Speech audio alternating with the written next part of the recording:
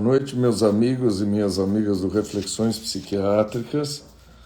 Nós estamos começando mais uma live com um especialista na área, uma, uma pessoa extremamente competente, e nós vamos falar de vegetarianismo e veganismo. Eu botei sempre um tema aqui, correlato com a live. Esse daqui é de Camille Sansat, o cisne.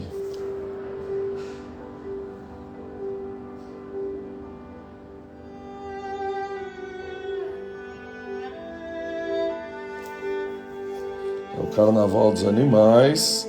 Oi.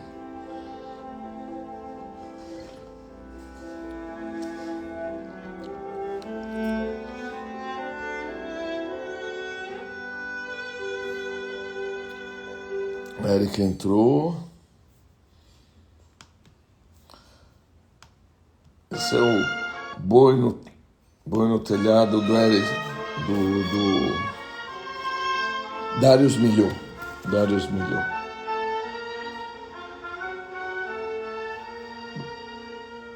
Tem a ver com a nossa live de hoje.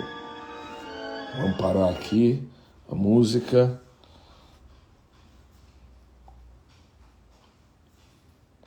Cadê o Dr. Eric agora? Ele me deu um oi, já entrou. Ah, tá aqui, já vou te chamar, Eric. Ah, pronto.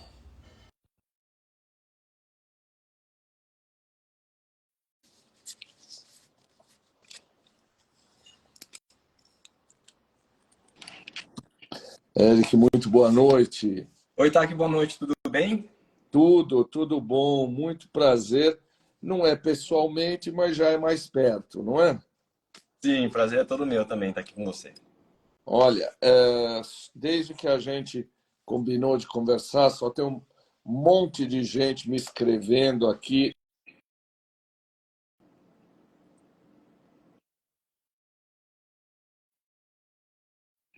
Que é Sim, minha queridíssima de tantos anos.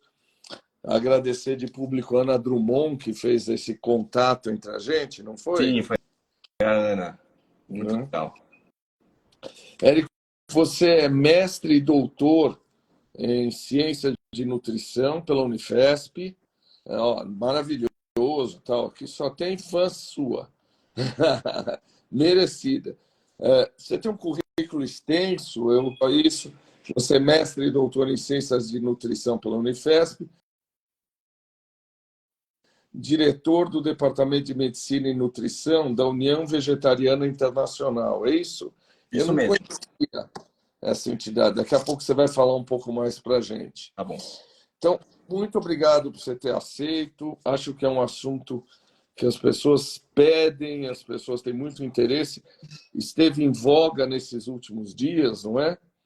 Então, vamos começar, mas, novamente, muito obrigado por você ter aceito o convite. Eric, por que as pessoas se tornam vegetarianas? Bom, Taki, inicialmente, obrigado aí pelo convite, também é um grande prazer estar aqui com você. E vamos lá, por que as pessoas se tornam vegetarianas? Geralmente, são três grandes fatores, três grandes motivos, tá? Se a gente for pensar em termos de maior frequência, né, por que as pessoas se tornam, a gente vê que o primeiro fator costuma ser pela questão da ética animal. Então a pessoa lá olha para o animal, geralmente é comum a pessoa começar com um cachorro, com um gato, que está mais próximo, né? E ela começa a ver todo o lado afetivo, a questão dos animais aí, em termos de ciência, e a pessoa ela começa a estender esse olhar, fala, poxa, por que eu cuido do gato e do cachorro, mas eu como a vaca, o porco, né, e o boi? Então, esse olhar se estende para essa questão animal e a pessoa começa a não querer fazer parte, né, desse universo de consumo, né, onde o animal, de alguma forma, ele é infligido algum sofrimento ao animal. Então, esse é o primeiro motivo. Isso traz também consequências interessantes no ponto de vista das escolhas alimentares, né, porque muitas vezes a pessoa que vai só pela questão animal, não que seja pouco, mas que vai focada nisso, nem sempre ela está pensando muito na saúde. Então, às vezes, ela vai muito para alimento industrializado, vegano, ela vai para uma linha que às vezes não é a melhor escolha do ponto de vista nutricional. A segunda causa é a questão ligada à saúde, né? Então, a gente tem vários estudos muito bem publicados e alinhados e bem feitos, controlados, mostrando vários elementos positivos para a saúde quando a gente adota uma dieta com maior teor de vegetais, principalmente quando ele está na forma natural e integral, né? Então, geralmente, quem vai por esse olhar costuma ter uma alimentação, digamos assim, mais exemplar do ponto de vista da qualidade do alimento. E existe um terceiro fator que cada vez é mais frequente, né, que é a questão ambiental. Isso é muito interessante porque quando a gente pega a literatura científica hoje, e a gente vai ler sobre ômega 3, leites vegetais, todos eles têm a menção à questão do impacto ambiental que a pecuária traz ao planeta. E aí, como destaque, a gente tem um documento, que é o It Lancet, né, que foi publicado, onde os autores tiveram, né, o Walter Willett, na verdade, que foi quem encabeçou essa pesquisa, tinha a incumbência de resolver uma pergunta: como é que eu vou alimentar 10 bilhões de pessoas, né, no mundo em 2050 sem ultrapassar os recursos planetários? E aí, todo esse rol de cientistas que foi chamado para responder essa pergunta, a resposta é imediatamente reduzindo o consumo de carne pela metade e dobrando o consumo de vegetais, né? Então, toda essa questão ambiental ligada à poluição, à degradação de solo, à destruição de florestas, que envolve, né, principalmente a criação dos animais, e a bovina em específico, que no Brasil a criação extensiva, traz uma gama de destruições que trazem impactos ambientais. A FAO e a ONU é bem clara com relação a esses dados também, né? Então, as pessoas cada vez mais se preocupam com isso. E é claro que tem fatores religiosos, que algumas pessoas vão para o lado da religião, né, e outras formas. Mas, geralmente, essas três são as principais. Esse assunto, vou te dizer, me é muito caro, porque eu fiz uma pós em filosofia e o meu tema de conclusão foi o vegetarianismo e o veganismo como opção ética. E você já começou pela questão da opção ética, né? Acho que aquele filósofo, acho que é australiano, Singer, que tem vários livros a respeito, mas é legal você contar para as pessoas o que é sem ciência, o que é essa propriedade. É interessante porque a gente às vezes tem uma ideia um pouco, quando a gente está afastado do animal, que ele não tem a percepção de dor, de sofrimento, né? E quando você convive com o animal, você vê que ele se preserva da dor, ele busca a satisfação, ele busca os prazeres. Então, toda essa capacidade, né, de perceber o ambiente, as próprias sensações, essa integração, traz esse olhar da ciência. Então, o animal, na verdade, ele se manifesta de um jeito diferente do que a gente se manifesta, mas em termos de questões básicas, né, de sensações, ele apresenta também esse rol todo. O próprio Peter Singer ele faz, inclusive, algumas comparações, né? Por que a gente usa animais para experimentos, por exemplo? Ah, porque ele não raciocina como a gente. Ah, então se eu pegar uma criança que nasceu com déficit intelectual, por exemplo, poderia submeter a alguma pesquisa científica, né? E ele vai desmontando justamente esses diversos fatores, e a ciência realmente é um fator aí que toca muito, né, no coração de quem trabalha pela parte ética. É legal você também citar a questão religiosa, porque algumas religiões antigas e atuais pensam muito na transmigração da alma, não é? Quer dizer, você pode reencarnar como animal. O jainismo faz isso, né? Os caras têm receio de pisar e acabar matando algum micro-organismo. Tem muita coisa legal. Legal. Você começou, então, enumerando, e aí você podia falar de uma maneira um pouquinho mais extensa, que eu estou muito curioso, quais são os benefícios, então, da adoção de uma dieta vegetariana? O que a ciência mostra para a gente? Olha, tá aqui inicialmente, os estudos começaram a fazer avaliações populacionais, que a gente sabe que do ponto de vista científico tem uma série de lacunas para responder perguntas, mas eles começaram a ver principalmente populações adventistas, porque os adventistas eles trazem uma condição onde é estimulado a alimentação vegetariana, só que não é obrigatório. Então você vai encontrar adventistas vegetarianos e adventistas não vegetarianos. E qual que é a vantagem de usar uma população adventista como comparação? Tabagismo é muito baixo, consumo de álcool é muito baixo, atividade física é similar, né? Então eles têm algumas exclusões de elementos confundidores que a gente consegue já verificar, né, quando faz essa triagem. E a gente verificava nesses estudos populacionais que os vegetarianos tinham menos doença cardiovascular, menos câncer, menos diabetes. E aí o que é interessante é que os estudos foram percorrendo ao longo dessas últimas décadas e surgindo estudos controlados. Então, o que é legal? Eu costumo dizer que a maior honestidade, né, para a gente ver realmente se a intervenção é efetiva, é a gente avaliar uma dieta vegetariana bem feita comparado com uma onívora bem feita. Então, isso um critério bom para a gente usar, né? Então, a gente tem várias publicações assim, onde você pega um grupo e submete a uma dieta vegetariana estrita, ou seja, tira carne, queijo, leite e ovos, faz toda a alimentação natural integral, faz o planejamento dela, suplementa B12, porque é importante, ajusta o cálcio se precisar, enfim. E uma dieta onívora bem controlada. Então, vou citar 2 estudos muito interessantes.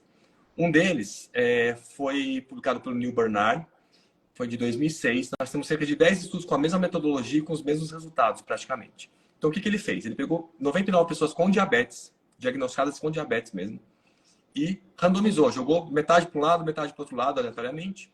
Então, um grupo foi seguir a dieta da American Diabetic Association. Quer dizer, era uma dieta preconizada pelos guidelines, né, para ser seguido por um diabético. E o outro grupo foi seguir uma dieta vegetariana estrita, plant-based, que é toda natural, integral. E olha só que interessante, eles fizeram uma mudança dos macronutrientes, do carboidrato, proteína e gordura, de tal forma que a gente se assustaria. Porque o carboidrato, a gente geralmente usa até 65% das calorias da dieta como carboidrato. Eles fizeram uma dieta com 75% de carboidrato. E a gordura, que a gente usa até 35%, eles abaixaram para 10%. Então, era uma dieta para um diabético cheia de carboidrato, com pouca gordura, né? Tudo natural e integral, eles podiam comer à vontade. E aí, o que aconteceu? Eles foram acompanhados por 22 semanas. Então, no grupo vegano, houve a maior redução de hemoglobina glicada, né, que é o nosso controle, para quem não está acostumado, o nosso controle de glicemia nos últimos 3 meses, é uma média desse período. Houve a maior redução dos níveis de colesterol. E esse estudo, depois ele foi acompanhado por 1 ano e meio. E esses dados se mantêm. O grupo vegano mantém a hemoglobina glicada mais baixa do que o grupo onívoro. Então, o controle do diabetes ficou mais adequado, né? E outro estudo que eu acho que chama muita atenção para a gente é do Dean Ornish. É um cardiologista americano e ele pegou, eu acho que eram 55 pessoas, se eu não me engano, com doença cardiovascular moderada a grave. E ele também randomizou em 2 grupos. Um para seguir uma dieta preconizada pela American Heart Association e o outro para seguir uma dieta plant-based, de baixo teor de gordura também. E aí o que aconteceu ao longo desses 5 anos de acompanhamento? A estenose coronariana, né, os vasos sanguíneos ali, a questão de obstrução, houve uma redução, né, da obstrução, ou seja, você tinha uma luz aumentada. Então, não só a doença cardiovascular parou de progredir, como houve uma discreta redução. E o grupo que seguiu a dieta da American Heart continuou a progredir com a estenose coronariana, foi piorando essa estenose, seguindo a dieta preconizada, né? E esse estudo é um marco para a gente, porque ele não usou estatina, os pacientes se recusavam a usar, né? E hoje qualquer estudo da parte cardiovascular vai ser usada a estatina, isso faz parte, né, hoje dos consensos. Então, ele fez um estudo onde mostrou que a alimentação, junto com o suporte psicossocial, atividade física, tudo que foi colocado, né, tem um efeito impactante. A gente não tem esse dado encontrado em nenhum outro estudo, né, de outras linhas de alimentação. Então, isso torna para a gente realmente um marco, né? E ele fez essa mesma intervenção dietética com indivíduos com câncer de próstata, acompanhados aí por 1 ano, onde as pessoas que seguiam a dieta plant-based tinham uma redução dos níveis de PSA e as que seguiam a dieta onívora bem planejada tinham uma progressão, um aumento dos níveis de PSA. Então, a gente vê dados muito interessantes e o que corrobora muito isso, tá, que é justamente esses dados que a gente tem mostrando todo o potencial do reino vegetal nessa condição de prevenção e tratamento de doenças. Todos os compostos fitoquímicos bioativos, que a gente vai otimizar toda a microbiota, toda a parte de fibras, que vai otimizando toda essa função metabólica. Então, a gente tem, inclusive, revisões sistemáticas e meta-análises mostrando claramente que essa redução ela é expressiva, né, nos grupos vegetarianos. Agora, tem uma questão. Quando a gente pensa nessa redução, é dieta bem planejada, no sentido de ser natural, ser integral, ser bem balanceada. Tá. Quando a gente vai para uma linha industrializada, a gente pode criar um problema. Tem uma coisa que, quando eu leio os trabalhos, sempre chama atenção, obviamente, a possibilidade de um desvio metodológico. É aquela história. Quem é vegetariano ou vegano, em geral, tem uma qualidade de vida melhor, dorme melhor, está mais preocupado com as questões corporais, bebe menos álcool, tem um estilo de vida saudável. Quer dizer, a gente pode dizer que ser vegetariano, ou vegetarianismo, ou veganismo é um fator independente de tudo isso, de todo esse estilo de vida? Então, aqui na realidade, isso depende também muito de por que a pessoa se torna vegetariano ou vegano. A gente vai ter um vegano que foi pelos animais, por exemplo, e não está preocupado com a saúde. E vai estar acima do peso, comendo gordura trans, gordura saturada, alimentos sem fibra. Vai estar com toda uma composição dietética do alimento industrializado e ela não tem esse efeito protetor. Então, o efeito protetor é quando você vai para o alimento in natura. E é interessante porque a gente tem esses estudos que fizeram esse pareamento. Mesmo no nível de atividade física, mesmo consumo de álcool, de tabagismo, tudo isso controlado. Então, a gente consegue ver que essa diferença ela existe, né, pela alimentação quando você também controla os outros fatores. Né? Um dos estudos mais fantásticos foi feito com indivíduos onde eles fizeram uma avaliação absurdamente detalhada. Eles, inclusive, ofereceram todas as refeições para todos os participantes durante 3 meses de estudo. Né? Atividade física controlada com personal. Depois fazem um teste ego-espirométrico. Fizeram exame de imagem para ver gordura visceral. Fizeram todos os exames de padrão máximo que a gente tem, né, para poder avaliar. Todos eles foram usados. Então, a gente tem esse pareamento, né, em alguns estudos que a gente vê que tem essa vantagem desse ponto de vista dos vegetais, né, sobre o metabolismo. Nízia, que entrou agora, nós já falamos, demos uma pinceladinha sobre razões religiosas no começo. Exatamente do que nós estamos falando quando a gente está falando de vegetarianismo, de veganismo? Nós estamos falando do cara que come peixe, do cara que come queijo, do cara que come ovo. Quais são os limites exatos de cada uma dessas coisas? Então, vamos lá. Vegetariano não come carne de nenhum tipo. Não come nem peixe, nada. Nem peixe, nem frango, né? Agora, tem os vegetarianos que eles usam ovos e laticínios. Eles são chamados de ovo-lacto-vegetarianos. Isso. Conforme você tira algum desses produtos, vai mudar o nome. Então, se a pessoa tirou o ovo, ela vira lacto-vegetariana. Se ela tirou o laticínio, mas usa ovo, ela é ovo-vegetariana. E aí, quem tirou todos os derivados animais é um vegetariano estrito, porque a dieta é estritamente vegetal.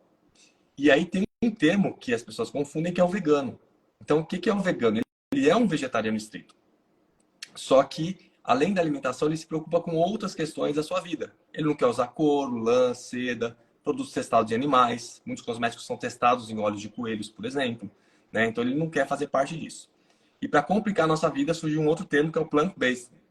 Então, plant-based é uma alimentação que a gente considera vegetariana estrita, só que na sua forma natural e integral.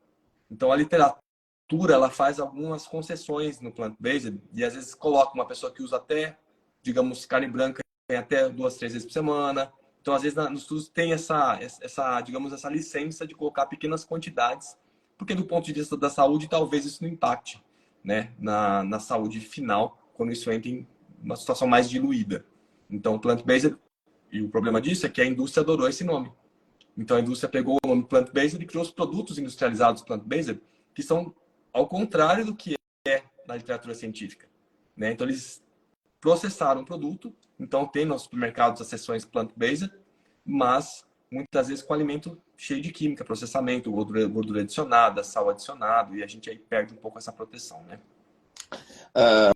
Como psiquiatra, uma das preocupações, um dos quadros psiquiátricos mais comuns é depressão. E, como você estava citando, existem estudos populacionais tentando correlacionar ômega 3, consumo de peixe, né, com redução da prevalência de depressão. Dieta mediterrânea vai um pouco por aí em termos de longevidade. A retirada de peixe não é um calcanhar de Aquiles para a dieta vegetariana? Olha que interessante essa pergunta, né, tá? Que a gente vê assim que a dieta mediterrânea ela é um fator aí que a gente reconhece do ponto de vista científico como uma dieta que tem otimização para a saúde. E a princípio que mais faz efeito é porque ela tem bastante vegetal e pouco produto animal, né? Do ponto de vista dos ômegas, né, das gorduras ingeridas, o ômega 3 tem um destaque porque é uma gordura que é considerada mais anti-inflamatória, né? E a gente sabe que a inflamação do ponto de vista orgânico como um todo é um problema, inclusive para a parte bioquímica cerebral, né? Perdão, você fala ômega 6 ou ômega O 3? ômega 3. 3, ótimo. 6 é inflamatório. Exato. É. Isso. Né? Então, o que acontece? Quando a gente usa um peixe, a gente recebe a gordura saturada dele, que não é pouco que tem, recebe um pouquinho de ômega 6 e mais ômega 3. Só que você já pode ter uma forma mais ativa dele, né? Que é o EPA e o DHA. Então, para quem não está acostumado com isso, quando você usa o ômega 3 vegetal, o ácido alfa-linolênico, ele vai ter que ser transformado no EPA. E depois disso vai ser transformado no DHA. Então, só para o pessoal que está assistindo que não tem muita proximidade, o DHA o pessoal usa muito na gestação, né? Que tem todo esse efeito para desenvolvimento cognitivo do bebê, a parte ocular, né, da retina. E o EPA está muito ligado mais à parte depressiva, né? Então, quando a gente vê os estudos sobre depressão, é mais o EPA que se usa do que o DHA, né? O interessante é que quando você usa o ômega 3 vegetal, o ácido, que a gente chama de ALA, a conversão dele para o EPA é fácil. O mais difícil é a conversão dele para o DHA. Então, quando eu aumento a minha quantidade de ômega 3, a gente vai aqui frisar a linhaça e a chia como fatores aí ricos, né, em alimentos ricos em ômega 3, a gente consegue atingir um nível super legal de ALA, que vai dar esse efeito aí de conversão. E aí tem um dado que eu gosto muito de colocar, tá, que é o seguinte. Quando a gente pensa do ponto de vista cardiovascular, a gente sabe que a população vegetariana tem uma redução de doença cardiovascular em torno de 25% a quase 30%, né, comparando com a população onívora. E grande parte dos veganos, quando não cuida dessa parte do ômega 3, tem os níveis, né, de DHA cerca de 30% mais baixos do que os onívoros. E mesmo com nesse nível mais baixo, a doença cardiovascular tem mais proteção nessa população. Então, eu costumo dizer que, assim, do ponto de vista cardiovascular, se a gente apostar no ômega 3, a gente está apostando no lugar errado, né? Porque mesmo com o nível mais baixo, se eu consigo ter uma prevenção maior, é porque tem outros fatores importantes também para a gente associar, né? Então, aí, do ponto de vista do nosso paciente, é fazer o ajuste alimentar mesmo, né? Como é que eu vou otimizar esse ALA para formar mais EPA, para que ele possa dar conta dessas funções todas, e isso é tranquilo da gente fazer. Exatamente. Durante muitos anos, lá pela década de 80, o pessoal tentou usar ômega 3 para depressão e não acharam nada. O que a gente vê hoje é que precisa ter uma correlação entre o EPA e o DHA. Quer dizer, o EPA precisa ser maior, bem maior, 1,5 vezes, 2 vezes o DHA, né? Daqui a pouco nós vamos falar de transtorno alimentar. Está todo mundo querendo ouvir isso. Mas você já falou de suplementar a vitamina B12 e tal. Quais são as deficiências nutricionais que alguém com uma dieta vegetariana, você já falou um pouco disso também, mas vale destacar. Alguém que tem uma dieta vegetariana, o que ele precisa repor? E se estiver grávida, vamos lá. Também? Não entendi a última pergunta. Se estiver grávida, tá. Não tem uma coisa, não? Tá. É o seguinte, vamos da gestação para trás, né? Então, na gestação, um nutriente que a gente geralmente suplementa é o próprio DHA. E olha que interessante, a recomendação que nós temos, norte-americana e brasileira, oficiais, é para suplementar o DHA oriundo de algas e não de peixes, por conta da contaminação por metais pesados. Né? Então, essa é uma recomendação já amplamente aceita. Um outro nutriente que vai precisar em qualquer época da vida, né, do vegetariano, é a vitamina B12. Porque a vitamina B12 ela é produzida por bactérias. Os animais não produzem, são as bactérias que produzem. Na criação industrial de animais, ela é suplementada ao animal. Nos ruminantes recebe o cobalto para as bactérias intestinais dos ruminantes produzirem a cobalamina, que é B12. E em frangos e outros animais se oferece a cianocobalamina na ração mesmo, para garantir esse aporte para esses animais. Então, o animal é um atravessador de nutrientes, né? E a gente recebe, quando come esses produtos, a vitamina B12. Então, a gente considera que fontes de B12 são carne, queijo, leite, ovos e, além disso, alimentos fortificados e suplementos. São as únicas fontes que a gente reconhece mesmo como fontes de B12 verdadeira para a gente. Então, quando a pessoa adota uma dieta vegetariana, principalmente se a dieta é vegetariana estrita, a gente tem que ter esse cuidado de fazer um suporte de B12 para o indivíduo. Tá? E aí é interessante porque quando a gente olha a prevalência de deficiência mundial, a gente tem que os onívoros, no mundo inteiro, 40% da população onívora tem níveis insuficientes de vitamina B12. Isso acontece em 0 a 86% dos veganos. 0 é naquele que suplementa. 86% no vegano que não suplementa. Ou seja, é mais do que o dobro do que o onívoro. Então, é um ponto de atenção. Então, eu diria que a B12 é algo que a gente não pode deixar de usar. Isso é bem importante mesmo, tá? E existe um outro elemento de bastante atenção, e eu digo que é de muita atenção porque grande parte dos profissionais não sabem avaliar nutricionalmente o metabolismo do cálcio. Então, o cálcio a gente consegue pela alimentação, mas numa dieta mais vegana dá um pouco mais de trabalho, né? Porque a gente precisa somar, digamos, os 1.000 miligramas para um adulto e a gente precisa fazer um esforço ali de algumas fontes. E aí, nesse caso, ajuda muito, por exemplo, usar um leite vegetal fortificado com cálcio, né? Então, é um dos poucos produtos industrializados que a gente fala assim, olha, esse aqui às vezes acaba valendo a pena para somar esse aporte de cálcio na dieta, né? Então, eu diria que os principais mesmo são a vitamina B12, que aí não tem na dieta vegana mesmo, o cálcio, né? E nessas fases gestacionais, por exemplo, o DH acaba sendo importante, né? Então, Eu estou entrevistando meu colega, Dr. Eli Slivich, e quem das pessoas que estão me seguindo e não seguem o Eric, por favor, vamos segui-lo, que tem um conteúdo científico extraordinário, e quem segue o Eric passa a me seguir também.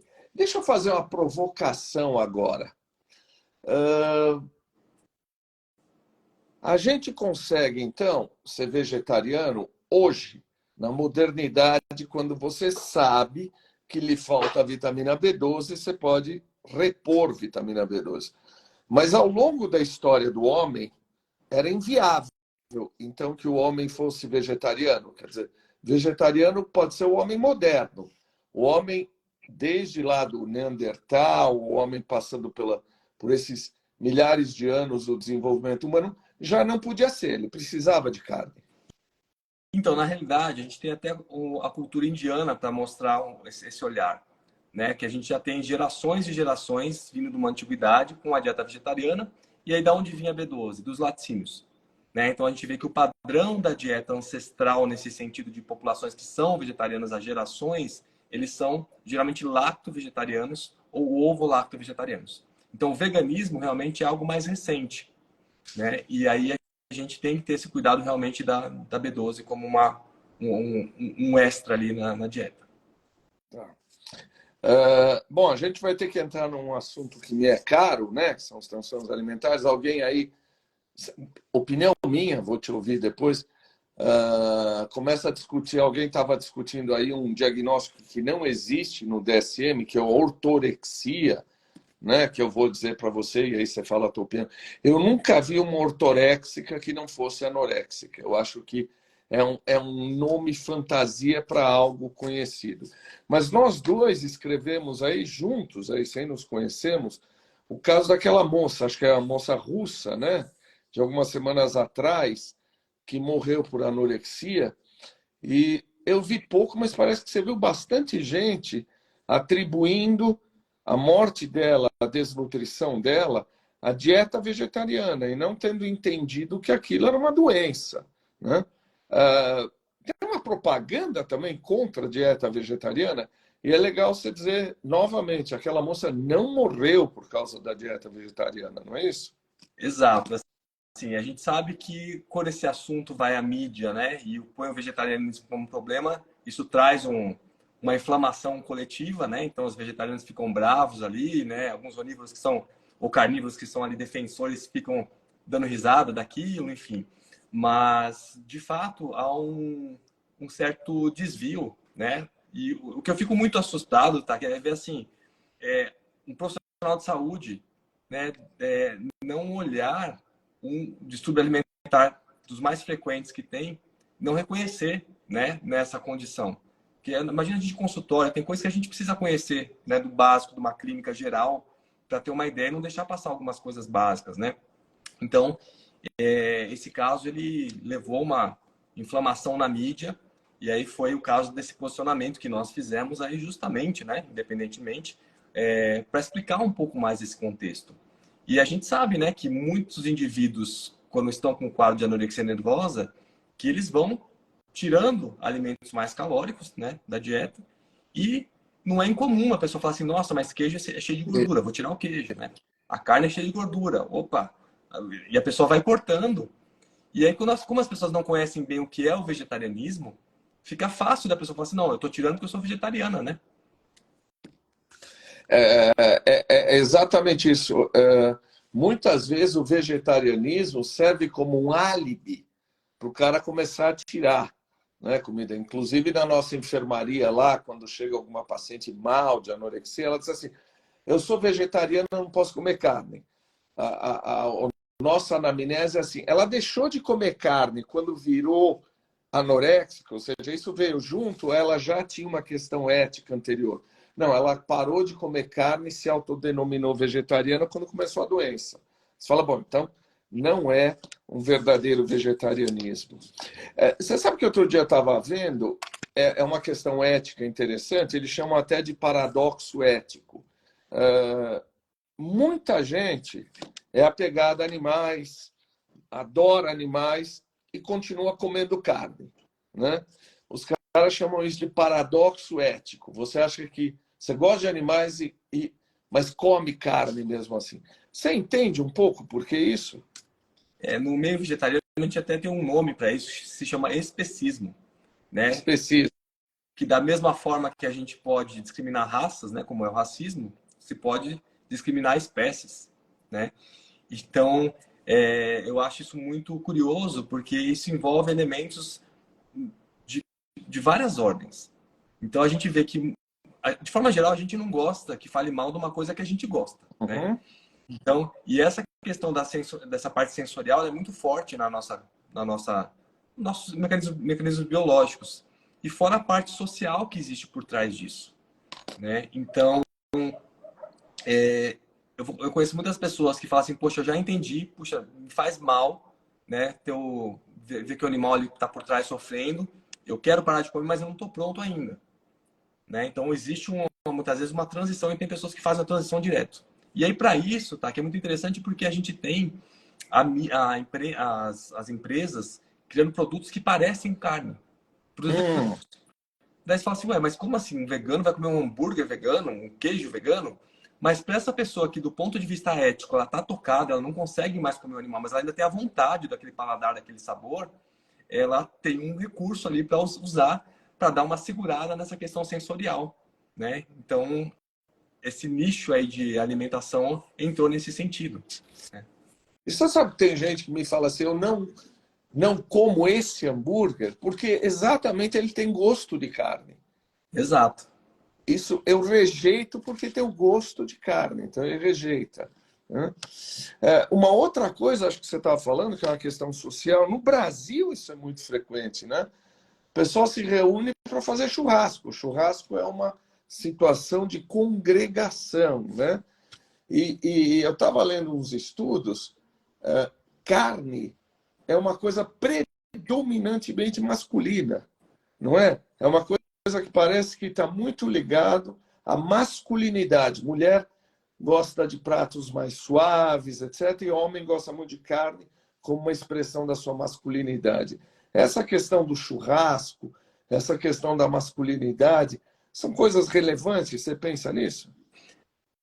A gente observa que quando as pessoas se tornam vegetarianas e veganas, essa pontuação é muito comum. E parou de comer carne, daqui a pouco vai saber como é que vai Sim. ficar a sexualidade da pessoa, né? Então existe realmente essa ligação e esse preconceito do aspecto. E se a gente for ver, né, dos tempos antigos, a carne está ligada com a caça, né? Com a energia da brutalidade, né? De colocar essa masculinidade ali para o ataque, para o cerco, para poder matar o animal, né? Então acho que isso ficou muito enraizado na nossa condição aí de seres humanos em termos de gerações e gerações que vem vindo, né, por conta disso. Então, Uma questão hoje cada vez maior por causa do crescimento da população idosa são as doenças neurodegenerativas, Alzheimer, etc. E quando alguém me pergunta o que tem que fazer para diminuir o risco, palavra cruzada, etc., não. A única coisa que a ciência sugere é atividade física, atividade física, atividade física. Existe alguma correlação, existe algum trabalho que fala de vegetarianismo como reduzindo a prevalência, a incidência de doenças neurodegenerativas, de Alzheimer, por exemplo? Até onde eu sei, tem um estudo com Alzheimer que mostra um resultado interessante, positivo, né? A nossa dificuldade sempre é avaliar algo de longa duração, né? Que geralmente acontece mais para o final da vida, com relação aos hábitos que a pessoa foi cultivando e com esses dados confundidores, né? Isso que torna um pouco mais difícil. Mas do ponto de vista até da bioquímica e da fisiologia, você tem vários outros elementos que podem ser beneficiados quando você faz um perfil de alimentação bem mais vegetal. Então, a própria condição antioxidante, a condição vascular, que a gente vai ter um efeito, a condição de sensibilidade à insulina, né? A gente sabe que a insulina tem um efeito cerebral na condição de otimização de memória, né? Então, tem estudos bem interessantes com relação a isso. E a própria questão vascular, né? Quanto mais eu faço micro obstruções, né, cerebrais, eu posso criar um quadro demencial simulando até um Alzheimer, mas que é por múltiplos infartos, né? Então, a gente tem... Você não previne Alzheimer, mas você previne complicações vasculares que podem piorar o Alzheimer. Exato. Deixa eu fazer uma provocação, é algo que eu acho que é uma provocação, mas de vez em quando a gente pensa. Você certamente lembra daquela febre horrorosa dos ortomoleculares, né? O cara mandava o fio do cabelo não sei para onde, aí ele botava a fórmula de tungstênio, eu sempre falo, chupa a ponta da caneta Bic, que tem tungstênio também. Muita gente que era ortomolecular migrou e hoje usa o título de nutrólogo, né? Como é que a gente, o público em geral, diferencia um cientista, um cara que estuda seriamente como você, que é um nutrólogo, de um cara que migrou da pecha de ortomolecular e hoje ele se denomina nutrólogo? Dá para diferenciar o público em geral? Olha, existe uma certa dificuldade para o público geral realmente diferenciar a idoneidade de cada profissional, né? Eu costumo dizer que é como se eu for um mecânico, o meu carro está fazendo um barulho, eu levo para o mecânico, o que falar de um jeito que pareceu mais coerente para mim, eu falo, pode arrumar o carro aí, né? Porque eu não entendo nada, né? Então imagina que não tem noção da bioquímica, da fisiologia, dessas condições todas, né? Várias áreas foram para a nutrologia, né? E eu fico realmente bem preocupado. Eu nem gosto muito de falar que eu sou nutrólogo, né? Porque realmente o pessoal confunde com uma série de bagunças que o pessoal faz do ponto de vista aí de uso de hormônios, de suplementação. Claro que na medicina a gente tem abertura para várias terapêuticas, né, em condições específicas, mas eu entendo que a nutrologia ela tem que ser vista do ponto do olhar de equilíbrio metabólico. Então, o que a gente suplementa? O que está faltando? O que a gente tira? O que está em excesso? Então, eu preciso entender esse sistema todo funcionando de forma integrada. Se eu não tiver esse olhar, eu vou fazer besteira. Então, o caso clássico hoje. O pessoal está dando doses maciças de vitamina D, que se eu fizer essa elevação excessiva, eu causo intoxicação. E a intoxicação é pelo cálcio. Eu começo a absorver muito cálcio. E aquele monte de cálcio na corrente sanguínea tem que sair. Os rins vão calcificando, formam cálculo renal, além de outras condições de distúrbios nos níveis de cálcio do sangue que podem causar arritmia e vários outros problemas. E o pessoal acha que se colocar a vitamina K junto vai resolver o problema. E não vai. A vitamina K não tem esse poder. Mas daí o pessoal estuda a vitamina K tem efeito para evitar calcificação em lugares errados. Tá, isso é a fisiologia normal dela. Não quer dizer que eu preciso suplementar a vitamina K para as pessoas, né? Porque se elas não tiverem com falta, não precisa disso. Então, o que a gente vê é que fórmulas gigantescas, né? Ou essa oferta de soros mágicos. Existem condições onde eu posso fazer uma infusão de nutrientes, como o ferro, por exemplo. Né? A gente tem essa possibilidade. Mas é como se esse fosse o pacote que a saúde da pessoa fosse dependente. E o que a gente vê é que eu preciso tirar o que está em excesso e devolver o que está em falta. Isso é o primeiro passo ali desse equilíbrio metabólico.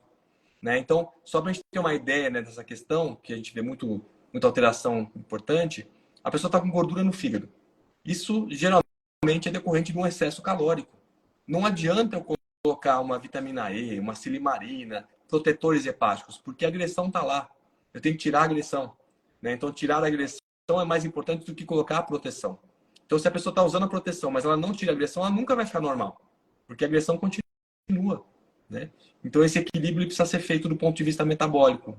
E identificar isso para uma pessoa que não é da área médica ou nutricional, às vezes é bastante complicado mesmo. O pessoal está dando, alguns grupos estão dando mega dose de vitamina D para prevenir esclerose lateral amiotrófica e outros quadros degenerativos, né? É sensacional isso que você falou, quer dizer, o especialista em nutrologia é o cara que vai corrigir o que tem a mais ou o que tem a menos. Quer dizer, o nutrólogo não é o cara que vai te dar um monte de fórmula com dihidroepiandrosterona, GH, e te entupir de um monte de hormônio para você ficar melhor do que o melhor. É isso? Esse é um bom parâmetro? É um bom parâmetro. Mesmo porque essas intervenções em termos de hormônios, de infusão, dão um resultado sensorial muito rápido. É. Isso é muito atraente. Agora a questão é quem realmente precisa, porque a gente faz reposição de testosterona em quem precisa de reposição, né? Agora, usar isso para te deixar no nível suprafisiológico, que é bastante questionável, né? Para quem você pode fazer isso? É para uma pessoa queimada, idosa, que está numa UTI, que eu vou fazer uma intervenção dessa, ou é para um jovem rígido que está treinando e que você vai querer dar um nível super alto para ele ficar bem mais forte? Então, é esse questionamento que tem que ser feito mesmo. Eu ouvi você convidar as pessoas com duas propostas de retiro, não é isso? Eu gostei muito da ideia, é interessante. Você quer divulgá-la aqui? Você podia contar o que você está fazendo? Tá ótimo, obrigado pela abertura. A gente tem, eu moro num sítio, né? Na pandemia eu me mudei para esse sítio e aqui eu tenho um espaço onde eu dou as minhas aulas, eu recebo as pessoas, tem todos os quartos de alojamento e então eu faço as imersões. Então nós vamos ter duas imersões aí já programadas para esse ano. Uma vai ser no dia 1, 2 e 3 de dezembro, é só para profissionais de saúde, né? E vai ser sobre um aprofundamento, que vai do básico ao avançado, sobre insulina e controle glicêmico. E aí nós temos no ano novo, um retiro de ano novo, que é aberto para quem é ou não é da área de saúde, que é toda uma imersão que nós fazemos aqui de 4 dias, onde tem todas as refeições são veganas, a gente tem as aulas, tem toda a atividade ali para munir as pessoas com mais conhecimento. Né? Isso está no meu site. Bom, no link da minha bio, na realidade, só a pessoa clicar que ela consegue ver os retiros lá também. O fato de ser uma dieta vegetariana ou vegana, isso não quer dizer que ela é hipocalórica, né? Exatamente. Porque eu posso fazer uma dieta vegana e hipercalórica. Isso é um dos pontos importantes. Se a pessoa está com anorexia nervosa, está dizendo que ela está com baixo peso por conta da dieta vegana, ou ela está enganando a gente ou ela não está sabendo fazer a dieta vegana. Né? Onde você mora? Que sítio que você mora? Eu estou no município aqui de Morungaba, entre Morungaba e Amparo. Ele fica entre Itatiba e Amparo, fica Morungaba, que é onde eu estou. Dá 1h40 de São Paulo. E o pessoal do GANEP adora você, né? A Gabi, eu já falei.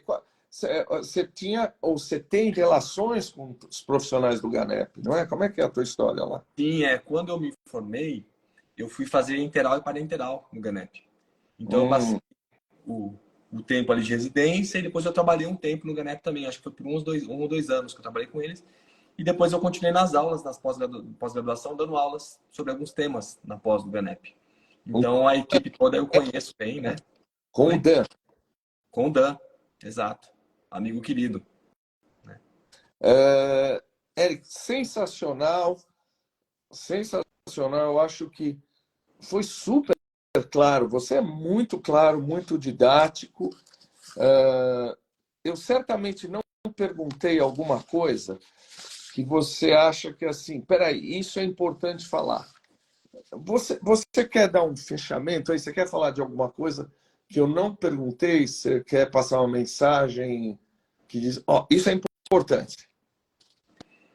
Bom, eu acho que é assim, o que a gente precisa entender, né? Que a alimentação vegetariana não leva a distúrbio alimentar, né?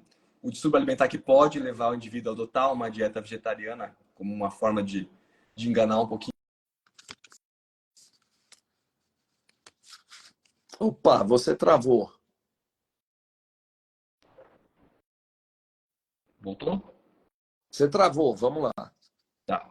Você está falando que a dieta vegetariana não leva a distúrbio alimentar, o distúrbio alimentar que pode levar ao vegetarianismo, para a pessoa poder disfarçar um pouco do seu meio social que está acontecendo com ela. Qualquer alimentação precisa ser bem planejada. Alimentação onívora, a gente não percebe, mas a gente tem várias suplementações que são feitas para os onívoros. O nosso sal é iodado. As farinhas são fortificadas com ferro e com ácido fólico. Né? Se recomenda uma série de elementos. Na pediatria, por exemplo, tem que suplementar a vitamina D para a criança, suplementa o ferro. Né? Então, tem todo um protocolo. Eu até brinco que a dieta onívora é tão perigosa, mas tão perigosa, que tem guideline no mundo inteiro para ensinar como é que você faz uma dieta onívora. Só que a gente não tem esses guidelines no mundo inteiro para explicar como é que faz uma dieta vegetariana estrita, uma dieta vegana. E daí é claro que os profissionais ficam perdidos, né? Quando vão arrumar a alimentação de alguém assim que não tem guidelines tão intensos quanto tem no mundo onívoro, né? Então, o que a gente encontra são algumas nuances específicas para nutrientes serem ajustados. Então, numa dieta mais vegetariana estrita, a vitamina B12 é fundamental que ela seja ajustada. E, aliás, do ponto de vista da psiquiatria, né? Todo o efeito aí da parte cognitiva, da parte aí de formação de neurotransmissores, ela é importantíssima, né? Então, a B12 tem que ser suplementada. O cálcio tem que ser tomado muita atenção com ele, porque se eu tiro os laticínios e os ovos, os laticínios, né? Que são fontes concentradas de cálcio, eu tenho uma vantagem que eu estou tirando a gordura saturada que vem em grande quantidade. Mas eles têm cálcio, né? Então, a gente precisa fazer uma troca de tal forma que eu consiga obter minha quantidade de cálcio. E isso não é difícil de ser feito. A gente consegue, né, num perfil vegetariano estrito. A parte proteica, as pessoas têm uma ideia, mas é uma ideia que é um pouco... É um mito que está por trás dessa deficiência proteica. Porque a literatura não mostra a deficiência de proteína em indivíduos vegetarianos ocidentais. Né? Porque se a base da nossa alimentação for cereal e a leguminosa, que é o feijão, ervilha, lentilha, grão de bico, essa base já te dá um percentual de proteína que ultrapassa 10% das calorias dos produtos. Para a gente ter uma ideia, quando se come um cereal integral, a média do grupo é 13% de proteína. Eu preciso de 10%. E os feijões têm 25% de proteína. É o alimento mais proteico do reino vegetal. Então, quando esses alimentos são a base das calorias da dieta, automaticamente eu ultrapasso minha carga proteica. Eu só não vou ultrapassar se minha dieta for a base de açúcar, de óleo, que não tem nada de proteína nesses dois. Se for com muita batata ou fruta, aí eu tenho uma tendência a não chegar nessa carga proteica. Mas a base brasileira, né, do arroz com feijão, ela dá um suporte muito bom para isso. Né? Então, por isso que a gente não encontra deficiência. E aí a nossa questão é justamente isso, ficar de olho na motivação. Né? Porque eu sempre explico para os vegetarianos que é o seguinte, tudo bem, você entrou pelos animais, mas a sua saúde é importante. Então, eu conheço muitos veganos que falam assim, olha, eu não importo que eu estou comendo esse hambúrguer cheio de gordura saturada, eu não quero que os animais morram, que eles sofram. Então, para mim, tanto faz que hambúrguer eu vou comer desde que não seja animal. Tá, mas a sua saúde vai ser importante. Para você poder propagar mais essa ideia, você também precisa da sua saúde em dia. Né? Então, a gente precisa buscar o alimento mais in natura, que é o que a gente recomenda sempre para otimização de saúde mesmo. Olha, quando a Ana Drummond me disse, ó, você tem que falar com o Eric, que o cara é brilhante, é maravilhoso, é sensacional, é muito mais do que isso, viu? Foi um enorme prazer falar com você. Vamos ver se a gente continua batendo bola, porque eu acho que nós temos pontos de contato na nossa prática que vale a pena a gente continuar conversando. Vai ser um prazer. Muito obrigado. Super obrigado. Obrigado a todos que nos acompanharam. Aliás, casa cheia para você. Legal. Que bom. Fico feliz. Abraço. Obrigado. Abração. Tchau, tchau.